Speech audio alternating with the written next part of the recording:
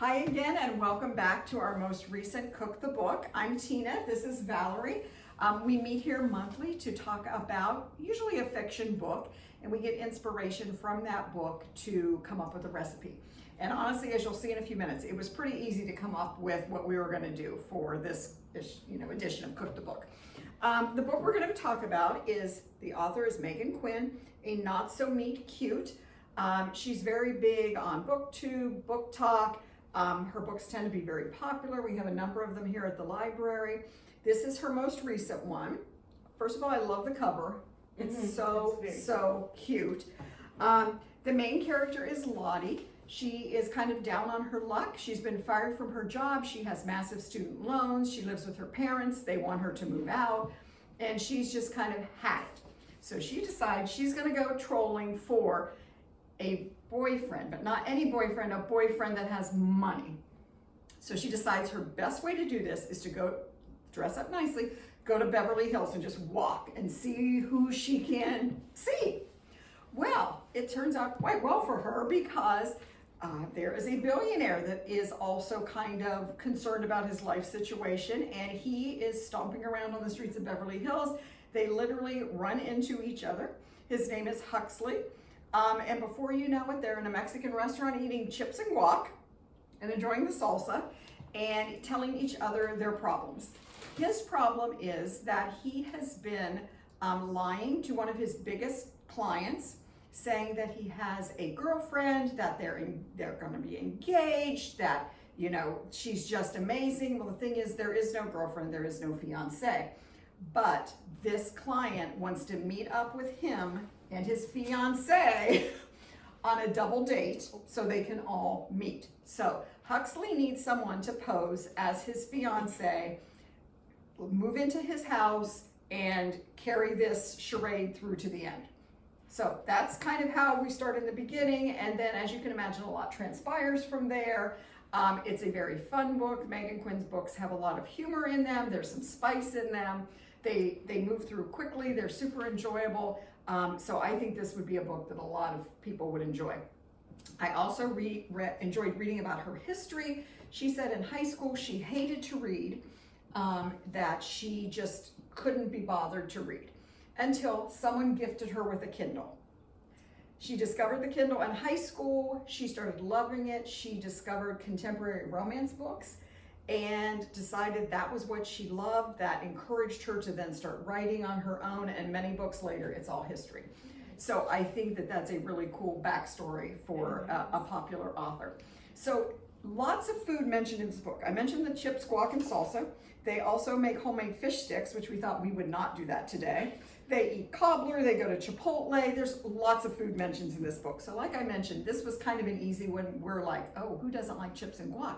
Let's do that. Right. Yes. Exactly. Our recipe that we have for today comes from the book, The Daily Feast, Everyday Meals We Love to Share. The author is Ester Rose Graber, along with Ellen, Anne, Sybil, Susan, Jane, and Yvonne, all of the family members. Lots of good recipes in this book, including the Chunky Guacamole. Yeah. All right. Okay. All right. So guacamole is really one of my favorite recipes to make. It's so easy, and surprisingly, I hated guacamole forever. Oh. Until a couple years ago, and it accidentally touched one of my chips at a Mexican restaurant, and it was all like, over. What is that? What is that green goodness? Yes, exactly. And I went home and I had to make it. So I was like, oh, it's so good. And then my kids were like, I don't know. I'm like, just try it. And they loved it. Oh, it's so yeah, it's so been hooked ever since. So like, I love making it. It's so easy. It's such a great little snack. So just perfect. So, okay. So what we're going to start with for this recipe is 2 to 3 ripe avocados. This one says 2 to 3. I happen to have 4 here. So, I mean, I feel like guacamole is one of those recipes that you can kind of do. It's true. Kind of make it your own if you, however you want. So we're going to go ahead and scoop out our avocados here. Valerie and I have talked about this. With avocados, it's so hard to find several that are at the same ripeness at the same time. Yes, it's so true. Yeah. Because sometimes they just don't want to cooperate. Yes. Or they'll have a spot, and the spot's not too bad. Sometimes you'll get one with a spot and you're like, I don't think so. So Yeah, just go skip around that it. one. Yeah. Like These are like the perfect consistency. yeah. They're so there's like a creamy. little spot in that, Mhm. so I'm just gonna carry on with another one. These are really nice sized ones too. They are. These are the larger ones. Mhm. They have smaller ones, but I kind of like using the bigger ones for the guacamole because I don't have to do so many. Yeah. So it kind of makes it easier for me. Yeah. But yeah, guacamole is kind of fun. Yes. My issue with guacamole is storing it. So the last time I stored it, I found that if I put it, well, it has to be in an airtight container. Yes. Absolutely. Mhm. But I put saran wrap touching the surface of it, so it wouldn't brown. Yes. Because guacamole tends to like to brown. Yes. So I also read that, and I read that if you do not use metal utensils with it, that if you use a plastic or a wood, that it tends to stay good longer. I haven't tried that. I don't know that that's well, the clearly case. I haven't tried that. Yeah. But that would be very interesting, and I'd be willing to try it. So yeah, just be careful when you get the pit out. Sometimes I tend to like wing them. Just never know what happens with this. We used to work with someone who saved her avocado pits and actually was successful in growing smallish plants, avocado plants from them. It's just her avocado trees. I'm not sure what the terminology is, but That's what I need. I need like an avocado farm because my kids love it. They love eating them just like on sandwiches, or we'll have like the power bowls that we made for Cook the Book. They're so good and stuff like that. So just in general. I feel like we just, being in the Midwest, we live in the wrong climate. We could, if we lived someplace warmer, wouldn't it be nice just to have an avocado tree outside or a lemon tree? Oh my gosh. Yeah. I remember when I was a kid, we used to visit Florida. My grandparents and my aunt and uncle had a, I think it was an orange or lemon something in their yard. I was like, it was always like the greatest thing. Oh my gosh, yes. Well, especially with avocados, boy, they're never cheap. No, even when they're on aren't. sale, they're not cheap. No. Well, because usually you want more than one, like Yes. especially if you're gonna make guacamole. I mean, if it's just a sandwich, like sometimes I'll just grab one if I want it on a sandwich or something. But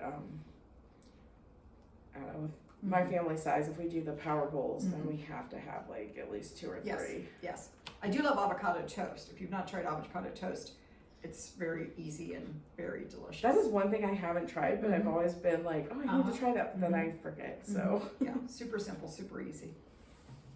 okay, my little avocado shells over there.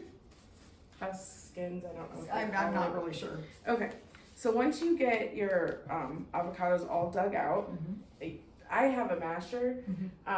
You can use forks, like if that's all you have, that would be fine too. Or these, you can just get even Dollar Tree. Or, yeah. I also, you've got to do a little cleaning, but I've also used a whisk out of desperation. Just yeah. Oh yeah, you can definitely do that too. Yeah. This is I'm always like, if this ever breaks or if we lose it or something, I'm like no. Yeah. Have to run out and get another. Exactly. Well, it's if we make banana bread, you know, this is a great for that too, or anything. No, I don't do mashed potatoes with that. I'm not that. No. No. Not with the hand masher. And do we want to mush it up until it's super creamy, or still some little chunks? I try to do it till it's super creamy. I guess it would just depend on your taste. This one, they have some chunks still in it. Again, it would just depend on how you do it. I just do it all together creamy. I mean, I guess I wouldn't mind having chunks in it because I like the avocado. Yeah. But I always feel like there's always little pieces left. That is true. Anyway. No matter how much you try, there are going to be little bits in there. So, all right. So I feel like that's pretty good. Yep. So, and then I just use a rubber spatula to kind of clean off my masher here. You want all your you want all your hard work in the bowl, not on your masher. That's right.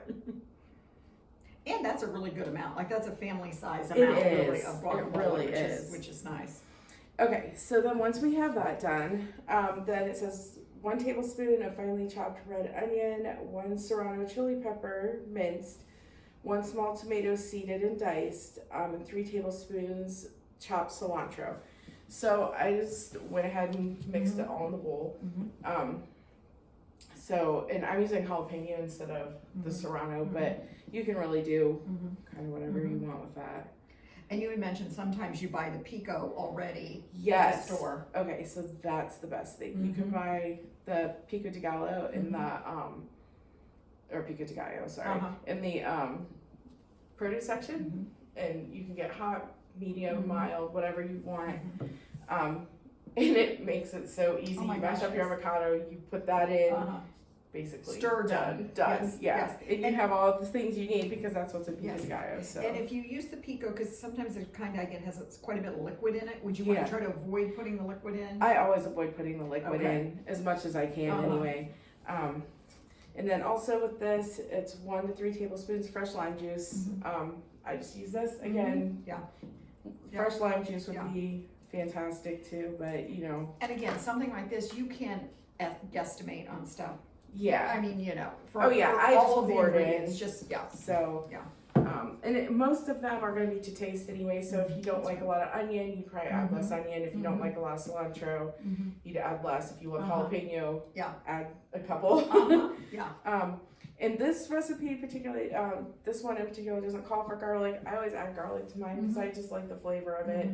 So again, it's one of those things that you can do on your own to make it yours. And really, if you had someone in the family that liked spicy and someone who didn't, you could, once you get the avocados done, kind of separate it out and make one spicy, one not spicy. Yes. The other thing that this says, and I love that, is salt and pepper, which is what I always add to mine. So there's some salt, and there's some pepper. All right, and then it's super easy. You just mix it up. It smells really, really good. It really does. So, and again, it's so simple.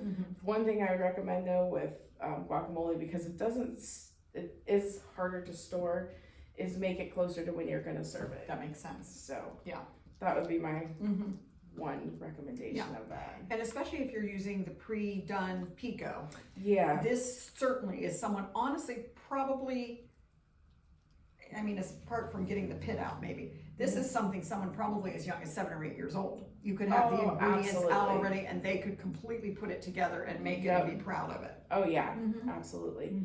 Actually that happened with one of our 4-H kids in my daughter's 4-H. She did this for her project. Oh, that's so cool. So and it was, I mean, she did a great job. It was really good. Yeah, so fun. So fun. Yes. Very good. So this would be great to make for parties and also really good on burgers.